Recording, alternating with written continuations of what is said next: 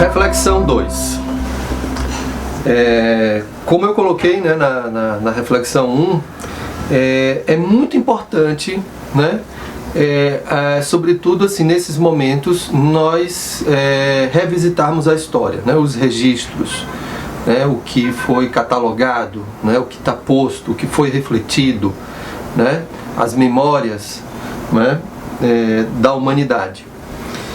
Para que a gente possa entender, né, algumas coisas que estão acontecendo hoje e também para a gente poder se situar melhor nessas ações de hoje que vão incidir no futuro, tá? Então há uma interessante relação aí entre história e as ações, portanto, comportamentos e modos da gente ser e se colocar, modos da gente perceber e se apropriar do passado e de como a gente pode se orientar no presente e se projetar aí para o futuro. E é interessante, né, que no século passado, há mais ou menos pouco mais de 100 anos atrás, nós vivemos, né, uma epidemia, uma grande epidemia, né, que foi a chamada, entre aspas, gripe espanhola, né, que na verdade é a influenza, tá? E que de espanhola foi apenas uma taxação, foi taxado de modo nomeado, né, de modo talvez indevido, porque naquela época, 1918, mais ou menos, 18, 19, 20, o mundo, pelo menos uma parte do mundo ocidental, estava vivendo a Primeira Guerra Mundial e a Espanha, pelo menos naquela fase, estava fora da guerra, então as notícias, as informações circulavam mais livremente, então, portanto, ficou conhecida como a gripe espanhola. Mas essa gripe ela não aconteceu só na Espanha, muito menos apareceu inicialmente na Espanha. E foi uma gripe que atingiu cerca de 500 milhões de pessoas, com uma taxa de mortalidade estimada entre 17 a 50 milhões de pessoas. Há estudos que mostram até mais. E aí é uma pergunta, né, que a gente se faz, né, se fosse hoje, né, uma epidemia, uma pandemia que atingisse aí 500 milhões de pessoas e que matasse 50 milhões de pessoas, o que é que aconteceria, né? Veja, eu não estou dizendo que o coronavírus deve ser desmerecido, não é isso, né? É muito sério e concordo com todo tipo de mobilização, do isolamento social, enfim, todas essas políticas.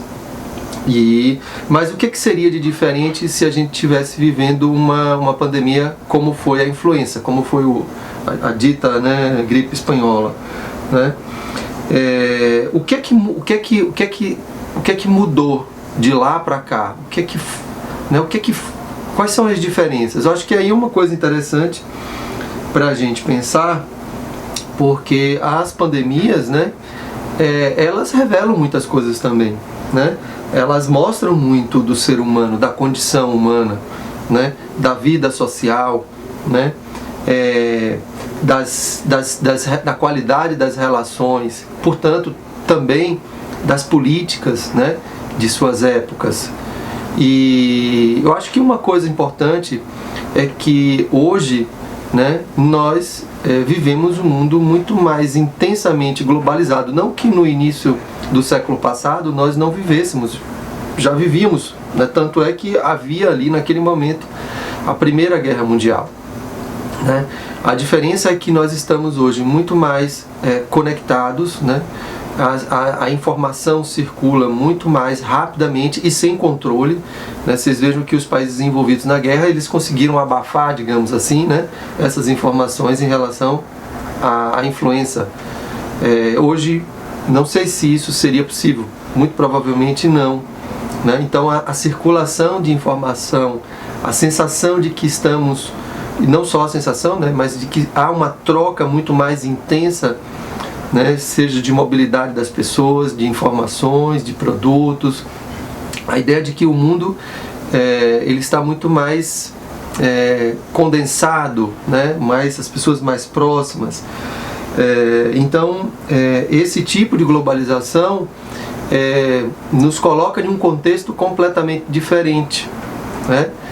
Em um contexto, inclusive, que faz com que um vírus como o coronavírus, né, o Covid-19, tenha todo um tipo de desdobramento que com a influenza no início do século passado, né, com sua capacidade, né, de mortalidade, não teve, né? Então a capacidade da humanidade de se mobilizar, né, seja do ponto de vista positivo, né, de combater, de enfrentar a pandemia, ou mesmo no sentido talvez até de negar, é muito típico e característico do nosso momento que nós vivemos hoje. E isso abre para um outro ponto muito importante, né, que numa próxima reflexão eu vou estar trazendo, que é a gente pensar o vírus, né, para além do vírus.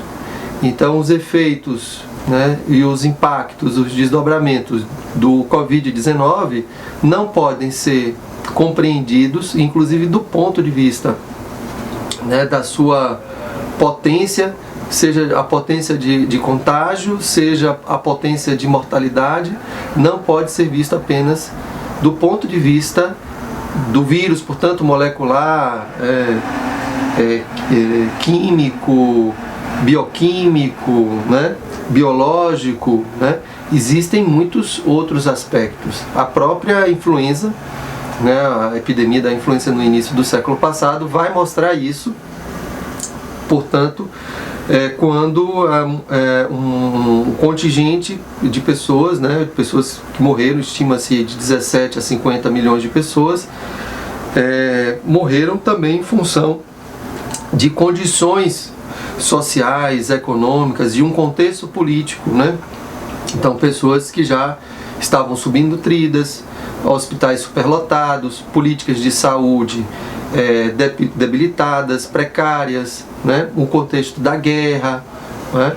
Então essa situação é uma situação que incide também, que vai potencializar também o vírus e o modo como as pessoas também vão lidar com isso.